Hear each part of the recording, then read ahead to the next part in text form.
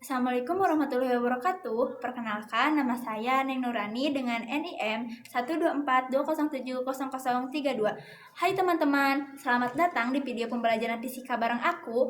Kali ini kita bakalan bahas topik yang sering bikin bingung, tapi sebenarnya dekat banget sama kehidupan sehari-hari, yaitu usaha dan energi. Sebelum mulai, coba bayangin, kamu lihat orang dorong mobil mogok, udah mah keringetan, capek, tapi mobil tetap aja gak gerak. Pertanyaannya, itu termasuk usaha atau bukan sih? Atau kamu main ayunan dan bisa terus naik turun tanpa mesin? Kok bisa ya? Nah, jawaban dari semua itu akan ada di materi yang akan kita pelajari hari ini. Sebelum kita masuk ke inti pembahasan, ada baiknya kita memahami terlebih dahulu hal-hal dasar yang menjadi landasan topik ini. Nah, untuk yang pertama, kita akan membahas kompetensi dasar. Nah, yang kedua yaitu indikator pencapaian kompetensi. Yang ketiga yaitu tujuan pembelajaran, usaha, energi, dan fenomena hukum kekekalan. Nah, yang terakhir kita akan membahas latihan soal. So, langsung aja kita mulai dari slide yang pertama. Tentang kompetensi dasar dan indikator pencapaian dan tujuan pembelajarannya. Untuk kompetensi dasarnya, yaitu menganalisis konsep energi, usaha atau kerja, hubungan usaha atau kerja, dan perubahan energi, hukum kekekalan energi, serta penerapan dalam peristiwa sehari-hari. Selanjutnya yaitu indikator pencapaian kompetensi.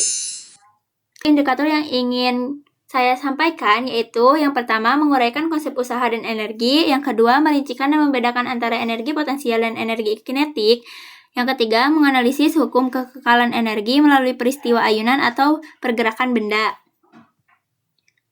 Nah, selanjutnya yaitu ada tujuan pembelajaran. Setelah mempelajari materi ini, saya berharap peserta didik dapat merincikan dan membedakan antara energi potensial dan energi kinetik dengan tepat, menganalisis penerapan hukum kekekalan energi dalam peristiwa nyata seperti gerakan ayunan dan pergerakan benda dari tempat tinggi. Nah, sebelum masuk ke materi, kita lihat terlebih dahulu ilustrasi usaha dan energi. Pada suatu hari, Ujang sedang mengendarai mobil untuk pergi ke kantor. Ketika di tengah perjalanan, mobil Ujang tiba-tiba terhenti. Kemudian Ujang berusaha untuk mendorong mobil ke bengkel terdekat. Ketika Ujang sedang mendorong mobil, selintas Ujang berpikir, mengapa mobil ini tetap tidak mau bergerak ya? Padahal saya kan sudah mendorong mobil ini, namun tetap saja mobil tidak mau bergerak sedikit pun. Kenapa ya? Dalam ilmu fisika, fenomena tersebut dianggap tidak melakukan usaha. Kok bisa gitu ya? Padahal udah lelah berjuang loh. Nah, biar pertanyaan ini terjawab, terus tonton saya di video kali ini. Nah, selanjutnya kita masuk ke materi. Yang pertama yaitu usaha. Usaha adalah besaran gaya F yang bekerja pada suatu benda sehingga benda tersebut mengalami perpindahan atau S.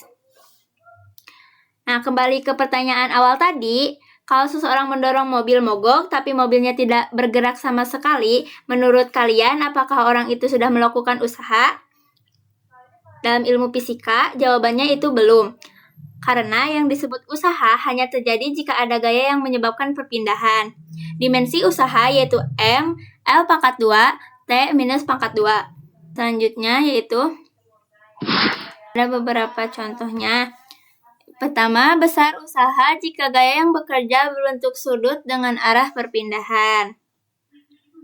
Kalian bisa lihat di samping video ilustrasinya.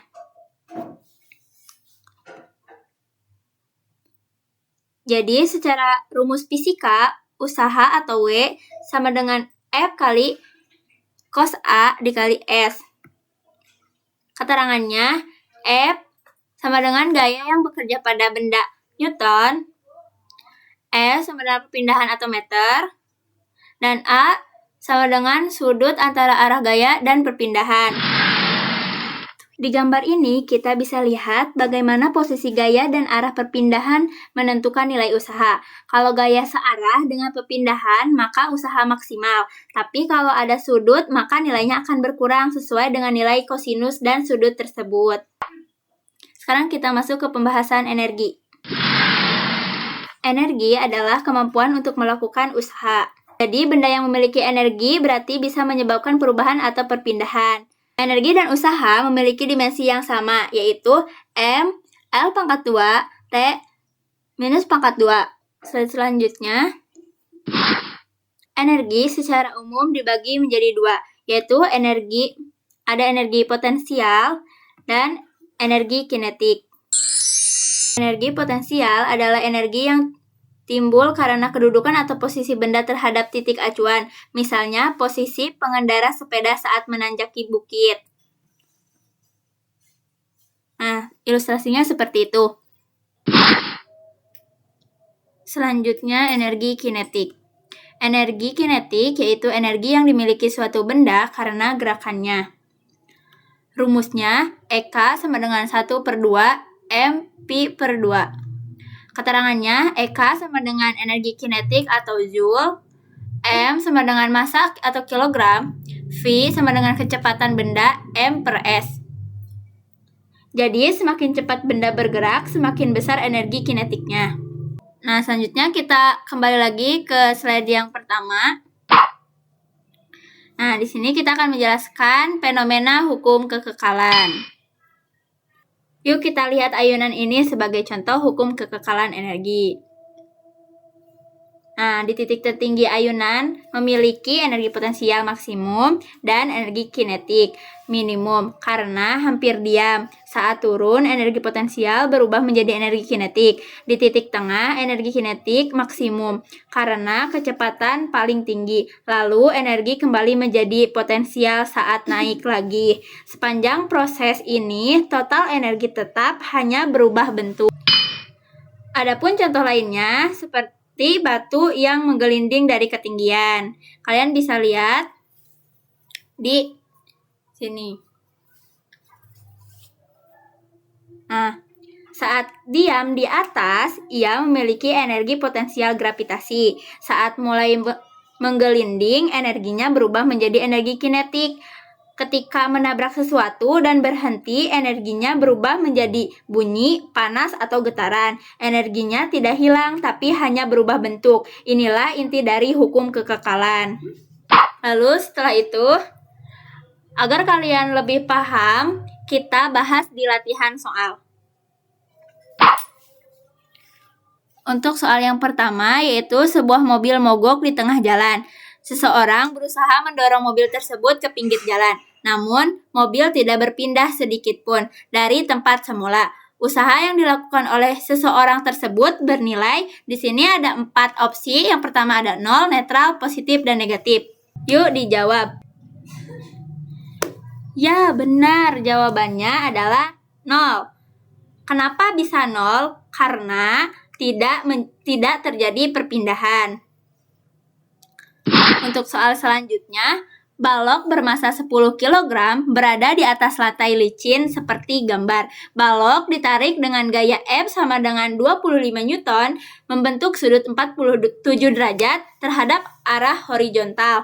Setelah berpindah ke kanan 2 meter, besar usaha oleh gaya F sebesar 30 Joule, 40 Joule, 50 Joule, atau 110 Joule.